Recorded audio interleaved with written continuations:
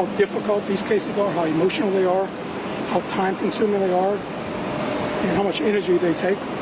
Because the goal here is to just stop hazing of any sort, but surely stop hazing that may lead to a death. And we take this very seriously. This defense team that this young man had was top-notch. I put this team, John McClendon is one of the best lawyers in the state, if not the nation. They prepared in every way they could. We gave them everything that we could.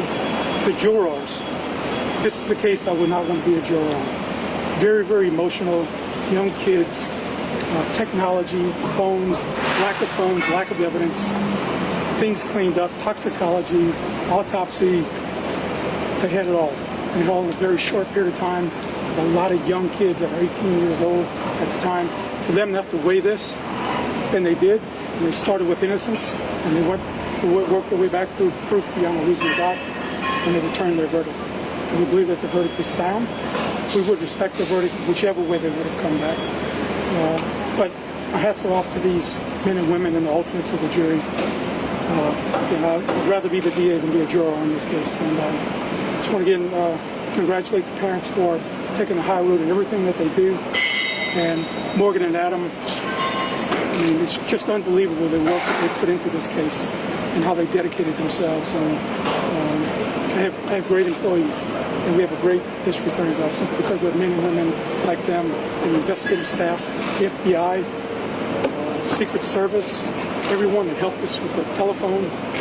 Just unbelievable work. So, answer any questions, Mr. and Mrs. Gruber, obviously today's verdict cannot bring Max back. Y'all were here every day. What does this verdict do for y'all? We want this to send a message to the country that hazing should not exist, that it's dangerous, and we have to all work together to bring an end to hazing, to start with education and let everyone know that hazing cannot be tolerated. We also want this case to send a message that we need great DA's offices like Hillar and his team, Morgan Johnson and Adam, to have the courage to take these cases to court and do everything they can to ensure that we have a favorable outcome. What was going on through your mind when the jury came back and you finally heard that Matthew Knoxman was guilty? Justice for Max. It won't bring Max back, but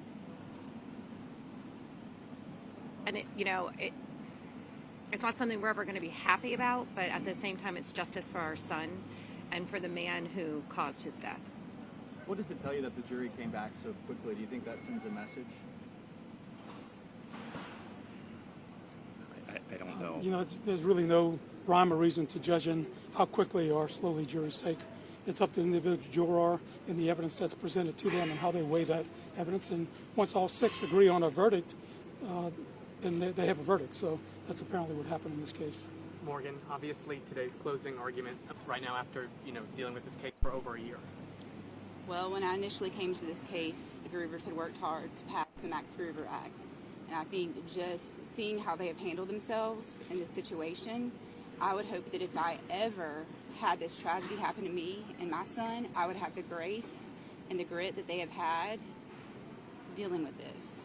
That's what inspired me in this case, along with getting justice and getting the truth out about what happened that night and holding people accountable for their actions. And then obviously in your closing, bringing up your own son, showing a picture of Max, what did you want the jury to take from that?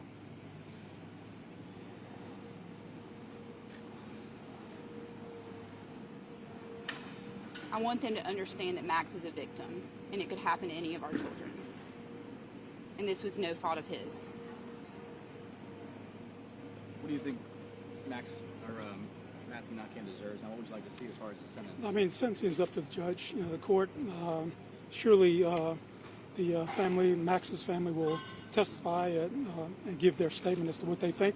But it's really up to the judge to decide sentencing. We've done our job, and we will present the family. They'll talk about their loss and what's meant to them. But the judge, on the other hand, is also going to weigh.